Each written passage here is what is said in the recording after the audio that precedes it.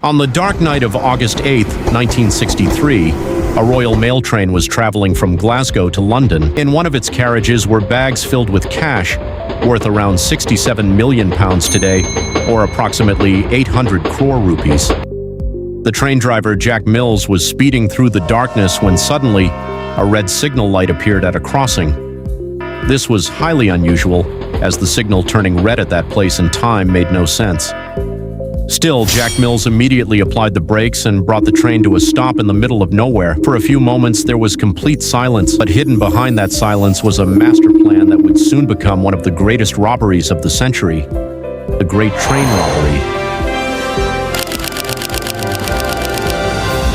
It sounds like a movie plot, but in real life, a group of criminals carefully planned and executed a robbery of a British government train, stealing millions of pounds without firing a single shot. This all began months earlier when several well-known criminals in London gathered to plan a major heist. Bruce Reynolds, the mastermind behind the operation, started developing a unique robbery plan with his associates. He had inside information from a senior security officer at Royal Mail. The information revealed that a special carriage, known as the High Value Packages (HVP) coach, carried large amounts of cash on certain days. The gang decided to target this coach. Since they had no experience in train robberies, they brought in another gang called the South Coast Raiders, who had expertise in such operations. Gradually, the team grew to more than 15 members. They decided to carry out the robbery without using any weapons, but this required months of careful planning. On August 7, 1963, at 6:50 p.m., the train departed from Glasgow and was scheduled to arrive in London at 4 a.m. the next morning. The train had 12 carriages and 72 postal workers on board. This train was designed to deliver mail without stopping. At various stations, mail bags were picked up and dropped off while the train was still moving. The HVP coach, which was the target, was attached later during the journey.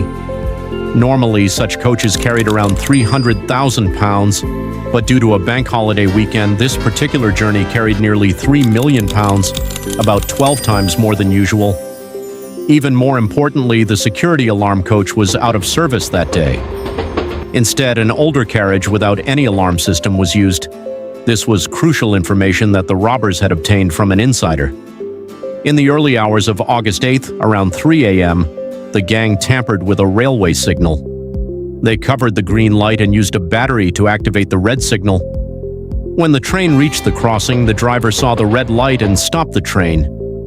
At that moment, the robbers emerged from hiding. They overpowered the assistant driver and attacked Jack Mills, knocking him unconscious. They then detached the engine and the first two carriages from the rest of the train and moved them about 1 kilometer ahead to a bridge where their truck was waiting.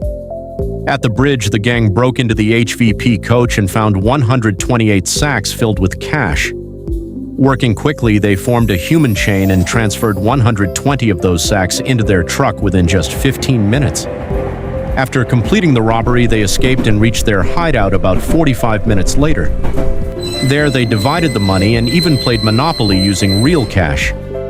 However, they made one critical mistake. They failed to completely remove their fingerprints. During the investigation, police recovered these fingerprints, which matched existing criminal records. Within days, 14 out of the 16 gang members were arrested. The court declared it one of the biggest robberies of the century and sentenced most of the criminals to 30 years in prison. Today, this incident is famously known as the Great Train Robbery, and the bridge where it happened is still remembered as the Train Robbers Bridge.